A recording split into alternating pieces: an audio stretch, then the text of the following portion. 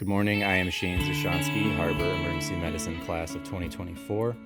I'm going to be showing you the basics of dynamic documentation. Some of the other videos reference the older PowerNote ED, which is now replaced by this workflow.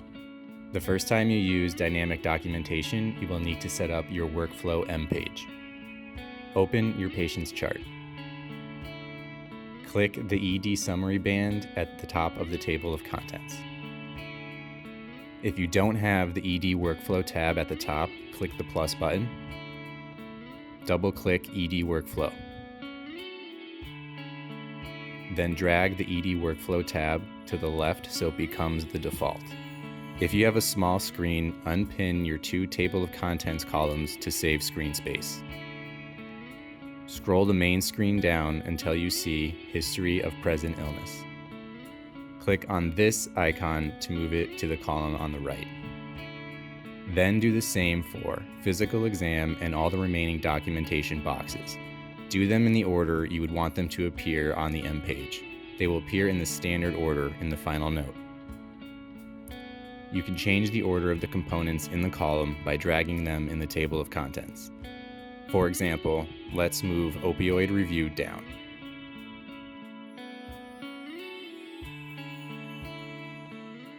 To remove components that you never use, go to this icon.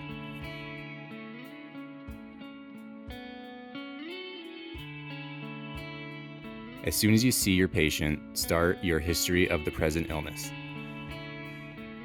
Remember that family and social history and review of systems are no longer required components for ED billing, so just address them as relevant in this section. You can use auto texts in any of these boxes. You can view your EKG and other imaging under Diagnostics.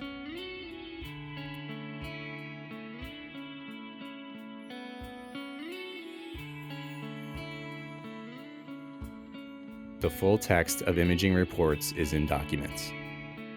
Tagging is a powerful feature that allows you to pull snippets of text into your notes. Just select the text that you want in your note. Drag the dots into the text box where you would like it to appear.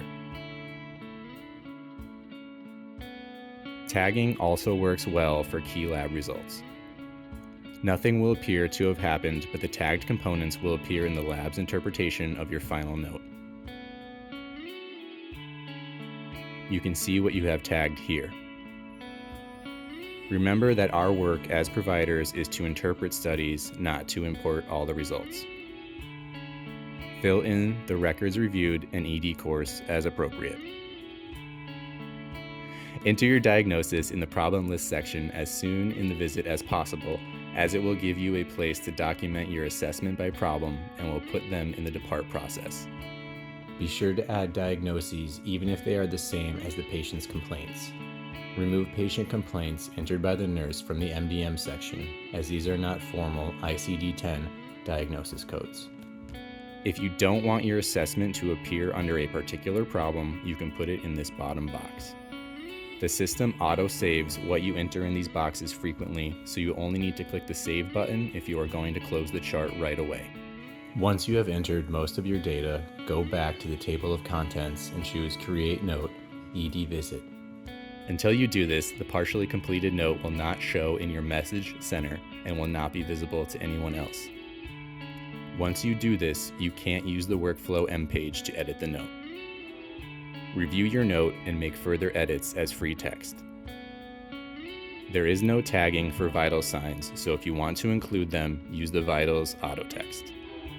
Do not delete guidance text or empty sections, they will disappear when the note is signed. Click Save if you plan to finish your note later. When your note is finished, click Sign and choose your co-signers.